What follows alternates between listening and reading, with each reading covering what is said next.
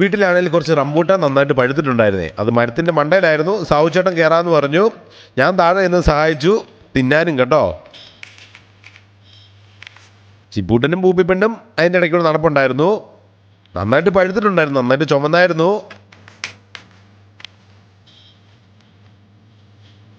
കണ്ടോ,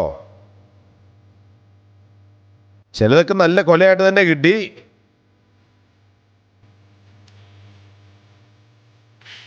ചിലതിങ്ങനെ തെറിച്ച് പോയി.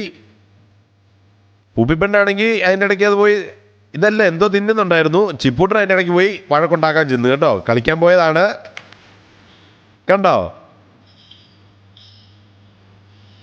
അവൻ്റെ വഴക്കവിടെ നടന്നോട്ടെ, പക്ഷേ എൻ്റെ തീറ്റയും അതിൻ്റെ ഇടയ്ക്ക് നടപ്പുണ്ടായിരുന്നു. ചിപ്പു,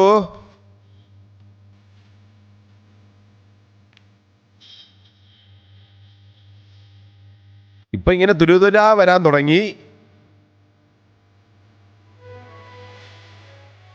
ഇടയ്ക്ക് ഞാൻ പേടിച്ചായിരുന്നു എൻ്റെ തലയെ വീണോന്ന്. നീറുണ്ടായിരുന്നു കേട്ടോ.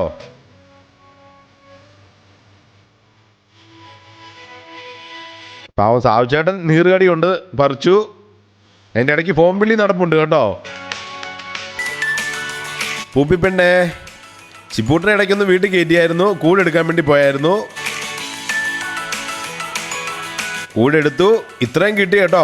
കുറേ സാവുച്ചേട്ടനും കൊണ്ടുപോയി. ഇനി അത് തിന്നണം. നീ ചിപ്പൂട്ടൻ്റെ പുറകെ പോയിട്ട് വരാവേ.